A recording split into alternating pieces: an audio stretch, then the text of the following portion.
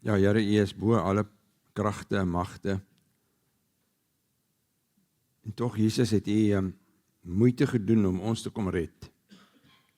U wat die Seun van God is. U wat die enigste Here is.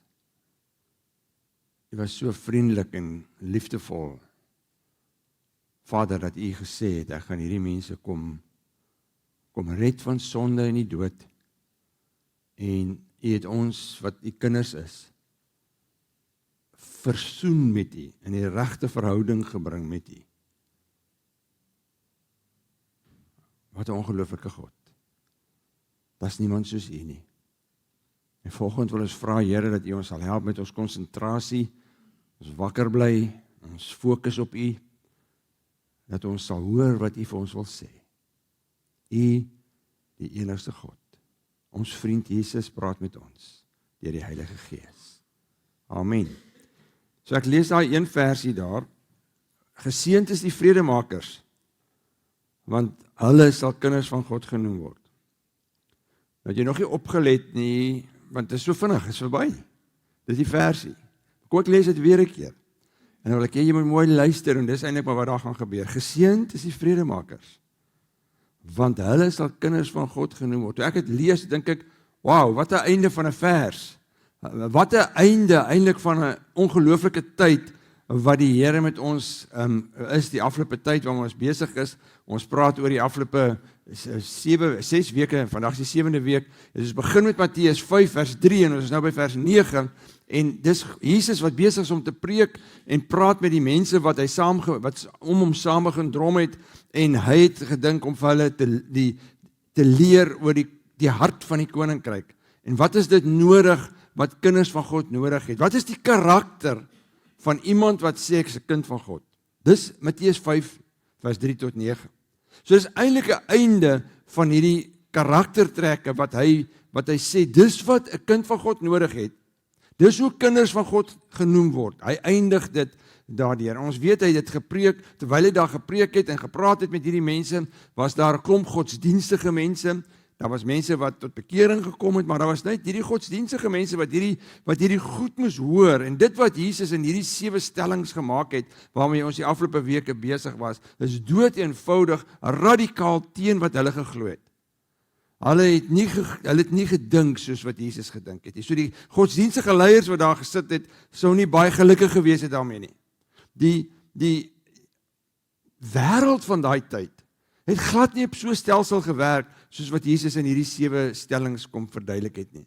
En as ons dink aan ons wêreld en ons dink aan ons mense met wie ons te doen het, godsdienstige mense, dit as jy na daai 7 stellings gaan kyk, wees afhanklik van God en treur oor jou sonde en wees sagmoedig en soek dit wat reg is en wees barmhartig en wees rein van hart en wees 'n vredemaker. Die wêreld waarin ons leef is nie so nie. Ons leef in 'n wêreld waar dit 'n oog vir 'n oog is en jy werk vir jouself en dit gaan oor my, gaan glad nie oor God nie, dit gaan oor wat ek vir my goed vind. So daai die hele gedagte waarmee Jesus besig is hier maak dit so, dit is negatief teenoor hierdie hele wêreld, dit stroom op. So wat Jesus kom en hy wil ons kom leer is om te sê, ek wil julle leer hoe kinders van God is. So ek wil jou leer, as jy 'n kind van God is, hoe leef jy as 'n kind van God? En ek het 'n paar keer in hierdie afgelope paar weke gesê, niks anders is wat jy van jou kind vra nie. Niks anders as jy vir jou kind vra, wees asseblief net, gedra net vir jou asseblief. As ons nou by hierdie mense ingaan, sê, moenie asseblief en dankie sê nie. Gryp jy goed uit die oom se hand uit, of nee, sê tog eens asseblief, maar julle my help nou, is dit nog so? Chiquita, is dit nog so, sê asseblief, dankie, ja. Ek het toch 'n dag verander by die jonger mense, nee, ons sê dit toch steeds, gedra jou asseblief tussen die mense. Sê nie maar net, daar is 'n groot event, en jou kind is daar ergens besig om iets te doen, en hy of sy maak big time droog. En die mense hier om staan daar, en hulle kyk rond, en hulle kyk vir jou, en sê, wie se kind is dit daai? So droog maak. En hulle kyk vir jou in jou oë, en is jou kind, wat gaan jy maak? Ek weet nie. Of gaan jy sê, ek skaam my mors dood vir daai kind, want hy kan hom nie gedra nie. Maar sê nie maar, dit is dieselfde crowd. En dit is dis 'n sê maar een of ander akademiese toekenning of 'n kunswedstryd of 'n sportwedstryd en jou kind presteer en hy doen goed en sy doen goed en die mense sê, "Jesus, maar wie is daai kind wat so oulik is?" En hulle kyk vir jou, wat gaan jy sê? Ek weet nie. Myne nie. Nee, ek is trots op daai kind. Dis my kind. Ek is so trots op daai kind. En ek dink dis wat God ons wil leer. As hy na ons as sy kinders kyk, dat hy na ons sal kyk en sê soos wat ek en jy leef, volgens hierdie 7 stellings en ander goeders in die Bybel, dat hy kan sê, maar dis my kind daai. Ek is trots op my kind. Dat hy nooit sal kom en sê, wat vang Piet nou weer aan? Ek skaam my daaroor. Daarom kom hy en hy sê, geseënd is julle, want julle gaan kinders van God genoem. As geen as julle vredemakers is, want julle sal kinders van God genoem word. En ek sê weer, ek dink dis die afsluiting van daai hele eerste 7 stellings. Want volgende week gaan ons praat oor die geseënd as jy vervolg word. Dis nie 'n karaktertrek nie. Dis wat met jou gaan gebeur as jy hierdie 7 goeders gaan in die wêreld doen, gaan jy vervolg word. Maar ons gaan volgende week daaroor praat. Maar hy kom hier en sê, geseënd is jy as jy 'n vredemaker is, want jy sal 'n kind van God wees. Nou, dis is wat ons voorgemaak is. God het ons na sy beeld gemaak. Hy, in die paradys, was daar vrede gewees. Dis die harmonie en vrede wat God gehad het. Dis wat hy dit geskep het.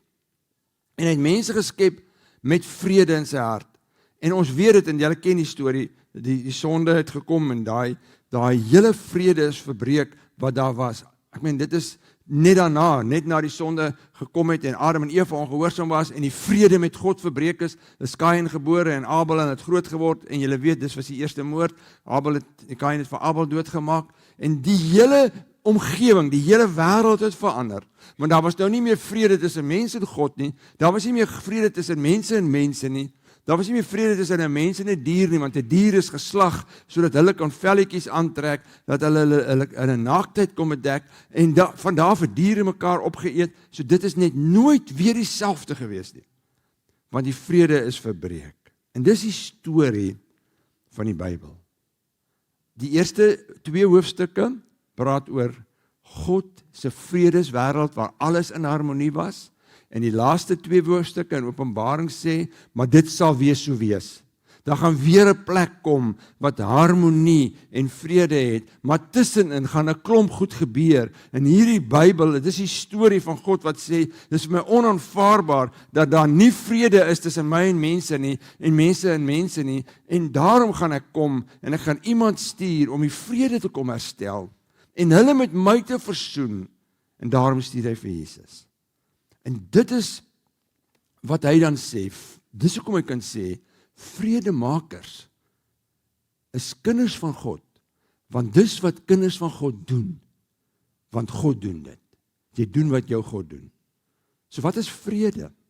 As mense so dink oor wat is vrede, die Griekse woord ken julle, Irene, en dit beteken, of Irene, a set of favorable circumstances involving peace and tranquility. En julle sal weet, as jy iemand wil kalmeer, dan spuit jy hom of geef hom 'n pilletjie, hulle noem dit 'n tranquilizer. As 'n dier baie, as jy 'n dier wil inspuit, of wil skiet met 'n daad, laat hy sê maar 'n wilde dier, dan spuit jy met tranquilizer in. Dis eintlik wat die woord beteken, is om dit wat onstuimig is hier so in jou lewe, te tranquilize, die vrede te bring. Maar is interessant, as jy nou 'n bietjie gaan lees, ek het 'n bietjie net lees daar oor die woord, Irene, beteken eintlik die wese van die woord, beteken, die eerste deel is airo, beteken om saam te plak, om aan mekaar te plak, dit wat gebreek is, reg te maak. Soos amper asof jy kan sê, vrede is die superglue, wat 'n ding wat uit mekaar uit gebreek het, weer aan mekaar plak. En interessant daarvan, as jy mooi dit verstaan, dan beteken dit, dis nie die afwesigheid van oorlog nie. Vrede beteken nie, dis 'n skietstilstand nie. Vrede beteken dat 2 mense, wat meningsverskille het, na mekaar toe draai en sê, ten spyte van hoe ek voel en dink, is dit vir ons beter dat daar vrede tussen ons is, so ons sal in harmonie met mekaar saamleef. Maar het is maklik om met iemand saam te leef wat net jy is. Maar eintlik moeilik, want het is moeilik vir my om mense te leef wat soos ek is. Want ek wil nie met myself saamleef nie, want hierdie ou is dan net ek. Maar jy kry mense met wie jy kan sê, dis net 'n maklike ou daai. Maar dis wat vrede nie beteken. Vrede beteken, ons sien nie mekaar altyd eye to eye nie. Maar die manier hoe ons dit hanteer, is we tranquilized. Ons is rustig in die omgewing. Ons praat met mekaar rustig, op 'n mooi manier. Die Jode is hulle mekaar groet, en ek het vir julle so 'n paar jaar terug toe verduidelik, toe ek gepraat het oor Jesus is ons vrede, het ek gesê, die Jode groet mekaar nou nog, Shalom. As hulle mekaar groet, is dit Shalom. En ek het laas, toe ek met hulle daaroor gepraat het, gesê, wat beteken Shalom? Shalom is when all things and all people are in perfect harmony and wholeness with each other and their Creator. When all things and all people are fulfilling their original created and designed purpose, Shalom is the way things ought to be. So as jy dit verstaan, is om te sê, maar die vrede is dit soos dit veronderstel was om te wees. Dis soos God dit van die begin af beplan het, dat daar harmonie is, vrede is, dat daar volledige wholeness is tussen mense en God, dan weet jy, dit is nie so nie. Die wêreld is anderster. En daarom is daar 400 keer in die Bybel praat God oor vrede. Maar ek sê nou weer, die wêreld is anderster. Hoekom is dit so? Want die wêreld, die sondige wêreld, en dalk van ons ook, is in oorlog met God. Ons is in 'n konstante, of die wêreld is in 'n konstante meningsverskil met God, en 'n oorlog. Hoekom? Want die duiwel, sy trawante en die engele, die bose engele, hulle is almal in oorlog met God. En dis hoekom die wêreld is soos hy is. Dis hoekom hulle sê, die gemiddeld is 1,25 miljoen mense sterf jaarliks aan geweld. Praat nie van oorlog nie, dis oorlog uitgesluit. Dis net geweld, dis net geweld op mense. Mense sukkel met innerlike vrede. Mense sê, ek soek net vrede. Of ons het geestelike onvrede. Baie van ons wat hier sit, dalk en luister, sit vandag hier met 'n geestelike onvrede, waar jy net sê, ek sukkel om my sonde, of ek sukkel om God te verstaan, ek het 'n geestelike onvrede. Julle weet, daar's onvrede in huwelike en in gesinne, daar's konflik by die werk. Ons sit met 'n wêreld wat onvrede het. Tog soek die wêreld vrede. Hoeveel vredes goeders is daar in die wêreld nie aan die gang nie. Ek kyk nou na julle ouens wat in my ouderdomsgroep is, hier's nie baie nie. Steek jou hande op wat hier so in die 80, 70. Ek het groot geword in die hippie era. So ek skinder so 'n bietjie oor myself, want ek het 'n rugsak gehad wat 'n denim rugsak was, maar ek het hom uitgewas dat hy wit is. So op my denim, dis wat my skoolrugsak was, het ek geskryf, Peace, no war.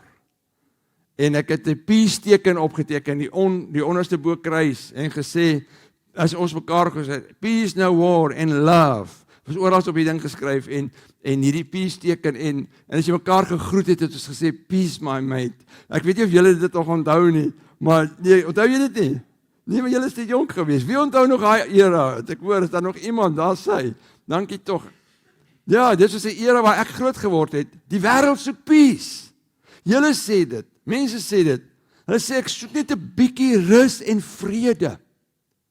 Die wêreld soek peace, want as jy hoor, hoe word mense begrawe? Hoe lyk dit by die begrafplase? Wat is een van die een groot ding wat jy in meeste grafte sal kry? Rest in love. Rest in hope.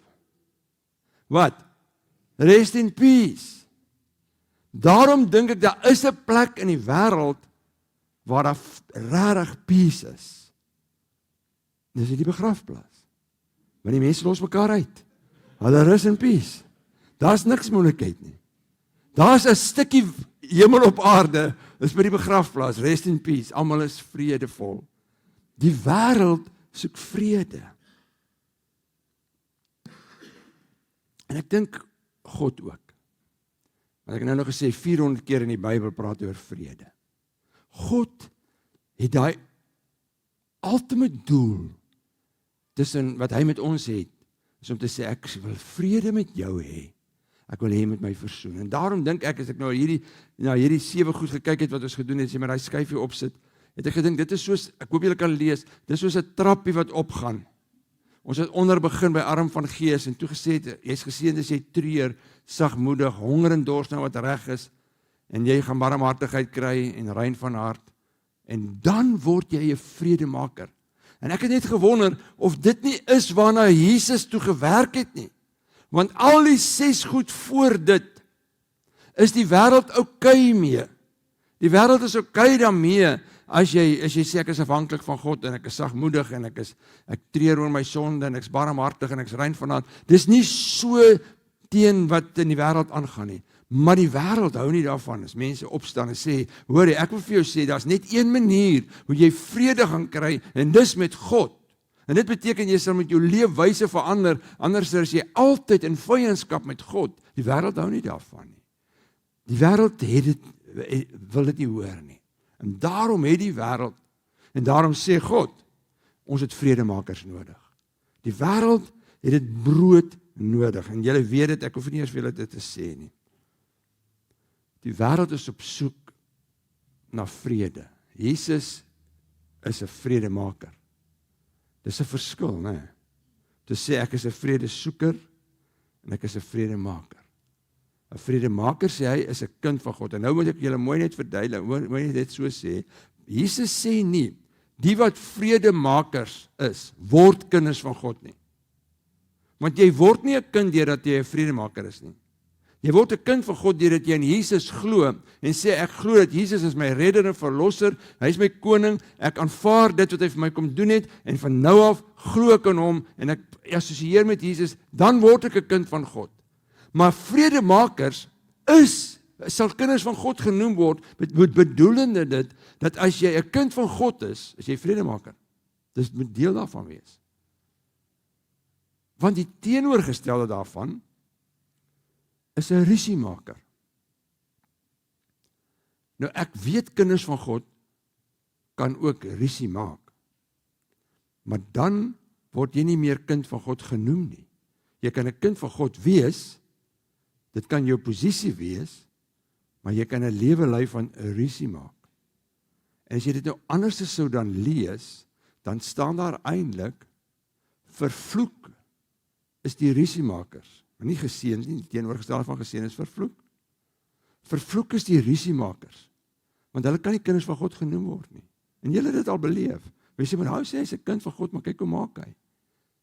En dis presies wat gebeur. Met ander woorde, daar's geen getuienis van 'n rusiemaker af. By 'n winkel waar jy ook al gaan en jy wil heeltyd moeilikheid met mense maak, is daar geen getuienis van hierdie kant af dat jy 'n kind van God is nie. En die sadness daarvan, daar's net twee magte. Dis of Vader of die duiwel. So is of jy's 'n kind van God of 'n kind van die duiwel.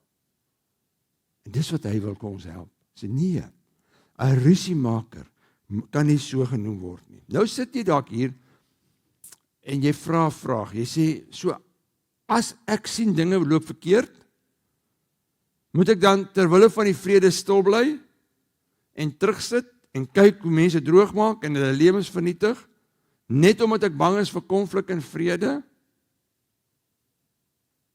Julle vra moeilike vrae, né? Dit is 'n moeilike vraag. En daarmee help die Bybel ons. Want Jesus het dit nooit aanvaar as goed verkeerd is vir altyd God nie. Hy het opgetree. Julle weet hy het by die tempel ingegaan en hy het die mense uitgejaag daar met 'n sweep en sê my Vader se huis is hierdie. Julle maak nie so my Vader se huis nie. Julle weet hoe hy met die fariseërs gepraat het, hy het nie stil gebly nie. Julle weet hoe hy het met die skrifgeleerdes gepraat, maar toe hy in die kruis hang, toe hy kom doen het wat hy moet doen, toe hy besig is om God te verheerlik, het hy nie een keer hierdie mense vervloek nie. Hy het vir hulle gebid, ek sê Vader vergeef hulle, want hulle weet nie wat hy doen nie, want hy was besig om te doen wat die koning gesê het, die Here gesê het hy moet doen. So partykeer is dit net so, dat jy in wysheid moet optree, en Jakobus Jesus 'n jonger boetie, het 'n brief geskryf en hy beskryf dit nogal baie mooi daar by vers 3, hoofstuk 3. Hy sê terwyl daar bittere naaiwer is hierdie bekleierery 'n rusiemaker is en selfsug in julle harte is, moet julle nie daarmee spog dat julle wysheid het nie, want dan praat julle nie die waarheid nie.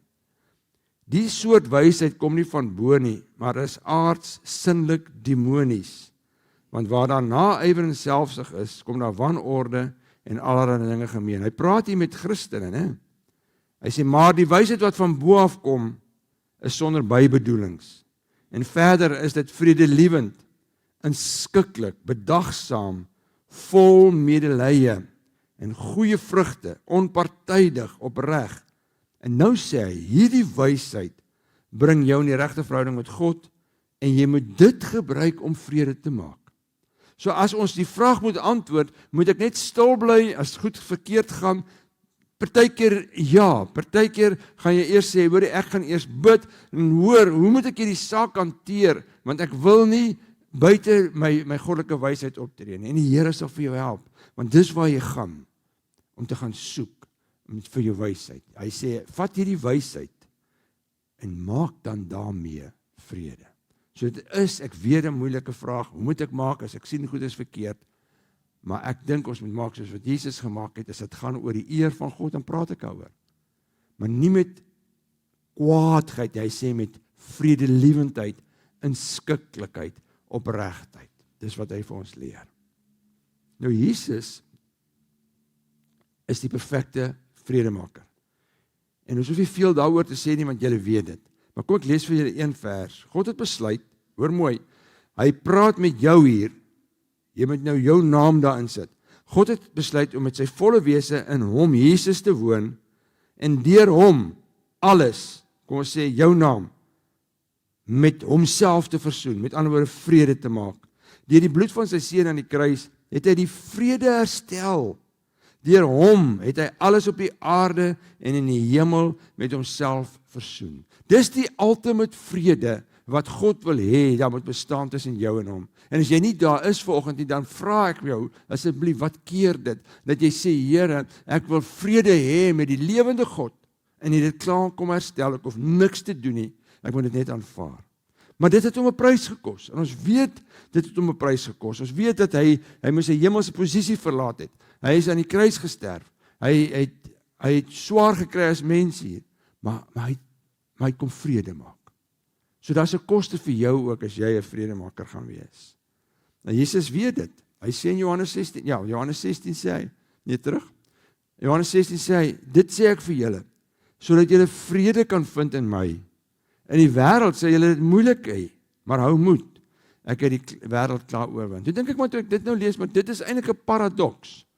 Want hy sê hier, geseënd is jy as jy vrede maak. En dan sê hy, maar die wêreld gaan dit baie moeilik vir jou maak. Dis mos nou nie geseënd. Dit lyk mos nie of dit geseënd is nie. Maar dis wat hy sê. In die wêreld gaan jy moeilikheid hê. Hulle hou nie van vredemakers nie. So jy gaan 'n prys moet betaal. Partykeer sal dit 'n opoffering van jou vra. Partykeer gaan dit tyd vir jou vra. Partykeer gaan dit vir jou geduld vra. Partykeer sal jy jou hand van vrede eers moet uitsteek, al is jy die verontregte persoon. Om te sê, ek vergewe jou. Ek jammer daaroor dat ons in hierdie verhouding beland het. Partykeer gaan jy kritiek moet hanteer. Partykeer gaan mense vir jou sê, soos ek al 'n paar keer gesê is voor. Ja, maar dis nou twee partye met ek nou probeer uitsorteer wat daar aangaan.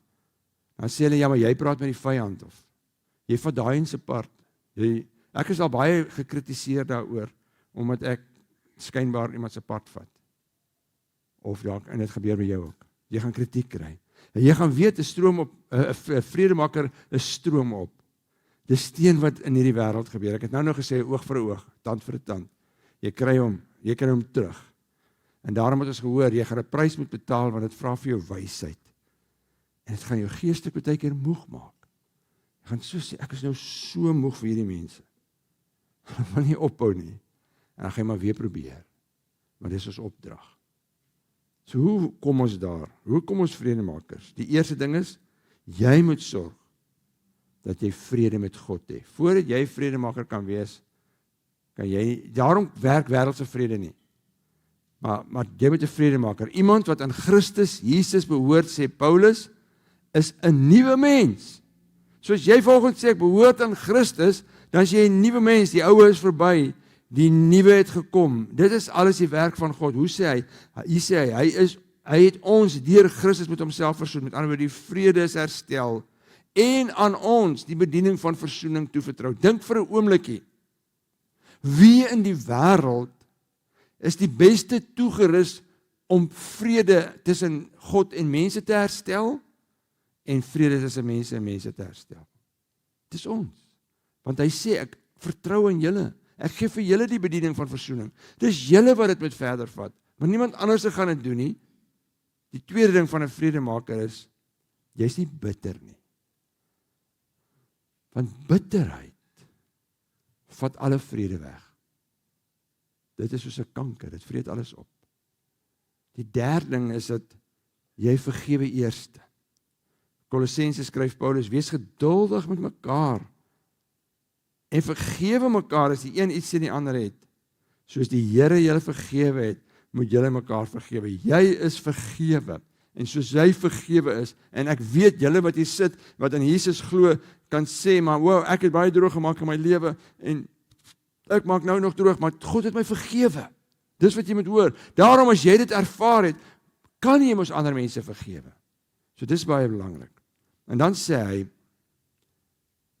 wil sê ek nou, 'n heilige, die 'n vredemaker bou brûe. Dis deel van ons werk. Want dink gou vir 'n oomblik, wat is vredemaking? Want jy kry mense wat hier staan, vat maar die oorlog tussen Rusland en Oekraïne. Daar's mense in Rusland wat sê, ons moet vrede maak. Daar's mense wat in Oekraïne sê, ons moet vrede maak. So jy kry vredesoekers. Julle kry dit in hierdie wêreld waar jy leef. Jy is dalk so, om te sê, ons moet net vrede soek, ons moet die vrede herstel. So jy kry vredesoekers, maar vredesoekers is nie vredemakers nie. Want ons weet, Rusland en Oekraïne, dis daar mense wat vrede soek. So iemand moet die brug bou. En dis wat 'n vredemaker is. En dis wat moet gebeur. Jy en ek, wat God se verteenwoordiger is hier op aarde, moet brûe bou. Want hier's iemand wat sê, ja, ons moet nou die ding regmaak. Hier's iemand anders wat sê, ja, ons moet vrede soek, maar ons kyk mekaar nog so aan. En dis jou, dis wat God ons baie kan gebruik om vrede te maak. En 'n vredemaker praat opbouend, praat net goed van mense. Want onthou nou net, as jy sou skinder oor iemand, jy sê iemand anders is sleg agter sy of haar rug, hoe kan jy môre gaan sit en vrede maak? Dit is oneg. Praat opbouend, hy sê vuil taal moet dan nooit uit jou mond uitkom nie. Praat net wat goed en opbouend is, volgens die eis van die omstandighede, sodat julle hoorders ten goeie kan kom. Daar was 'n tannie gewees wat altyd opbouend gepraat het. Altyd. Jy kon haar nie uitvang as sy skinder nie. En toe sê die dominee, maar ek gaan uitvang. Toe sê hy vir haar, tannie, ek weet jy praat altyd net goed oor mense. Maar jy kan niks goed sê van die duiwel nie. Toe sê sy vir hom, dominee, hy is nie lui nie. So. Daarom iets goeds van hom, hy is nie 'n lui mannetjie nie. Ja. Praat goed van ander mense, want dan kan jy vrede maak. Die vrede begin by jou, nie by iemand anders nie. En dan gaan ek terug waar ek begin het. Hy sê, dan is jy 'n kind van God. Kom ek lees dit weer. Geseënd is die vredemakers, want julle sal kinders van God genoem word. Toe God ons gemaak het, het hy ons na sy beeld gemaak, as sy verteenwoordiger. Nou 'n verteenwoordiger, weet julle, maak iemand bekend. Die Engels, maak iemand teenwoordig. Sê maar jy het jou werk se klere aan, dan verteenwoordig jy jou se werk. As jy nou skoolier is en jy jou skool se klere aan, dan verteenwoordig jy jou skool. Of as jy 'n sporttrui aan het, dan verteenwoordig jy jou sportspan. So 'n verteenwoordiger is iemand wat nie noodwendig daar teenwoordig is nie. Is ek na 'n familie byeenkoms toe gaan en my hele familie kan nie gaan en sê, ek hoor nie, maar ek is namens ons familie hier. So 'n verteenwoordiger maak baie keer iemand teenwoordig wat nie daar is nie. En dis wat God van ons sê. As jy vredemaker is jy 'n kind van God. Dis jou wese. So dan maak jy God teenwoordig Maar ons weet God is oral, maar waar hy nie sigbaar is nie. So jy stap in 'n plek in en jy is God se verteenwoordiger daar. Hoekom? Want jy is sy kind. Jy dra die DNA van God. As jy 'n nuwe kind, as jy 'n nuwe mens geword het, dan kry jy die DNA van God. Dan kry jy die DNA van Jesus en die Heilige Gees help jou daarmee om te sê, maar ek wil hê jy moet vrede maak. En ons het nie gesag om vrede te maak. Want ons is kinders van God. Disclaimer, hieronder. Almal van julle en ek wat al probeer vrede maak het foute gemaak. Jy gaan foute maak. Ons is nie engele nie. Ons is kinders van God wat in 'n gebroke wêreld leef. Partykeer gaan jy net dood eenvoudig gedink het ek het die regte ding gesê en dit het nie gewerk nie. Dit het nog erger geraak. Partykeer het jy kwaad geword en jou koel verloor en dan moet jy weer van voor af begin om vrede te maak. So is nie 'n maklike proses nie.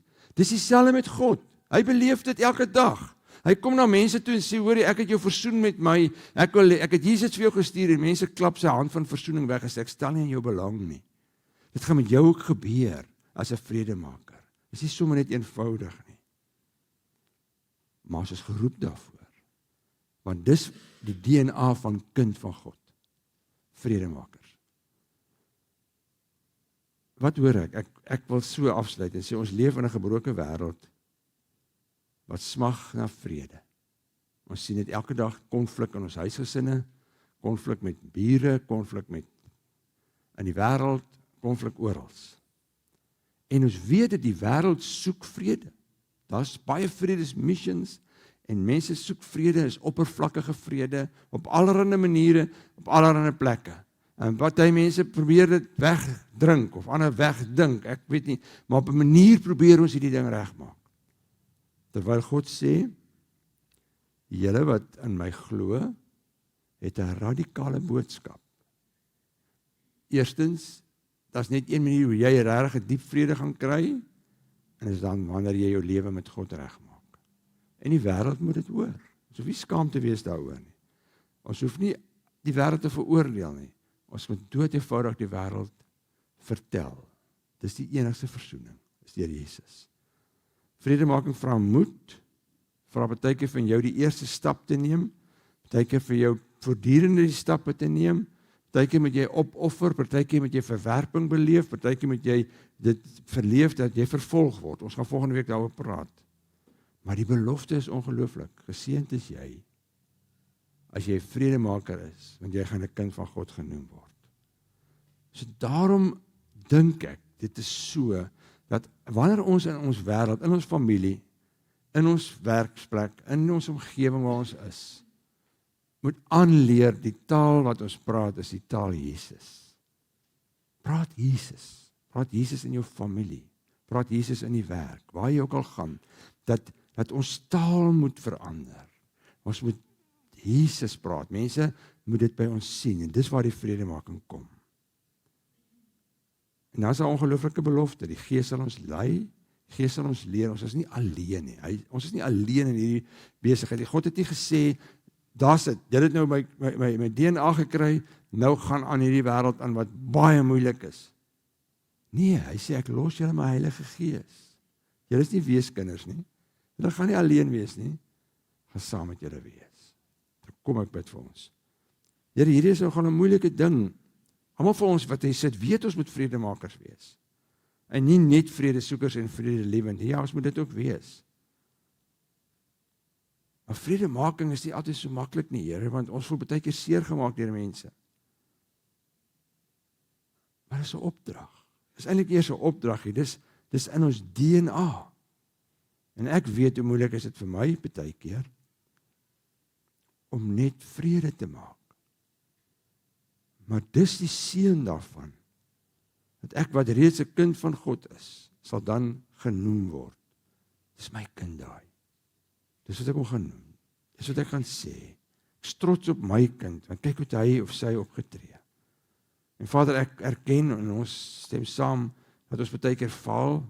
Ons sê vir jammer, vra om verskoning daaroor.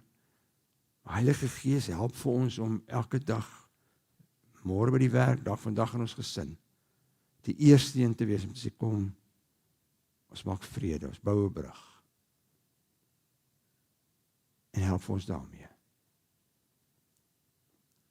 Vader, miskien sit hier iemand wat 'n onvrede het, wat nog nie met U vrede gemaak het nie. Wil nie vir haar of hom oortuig deur die Heilige Gees, dat die diepste innerlike geestelike vrede wat jy sal kry, is by die lewende God, by U alleen. En dankie daarvoor Jesus, U vir ons 'n pad gemaak het. Amen.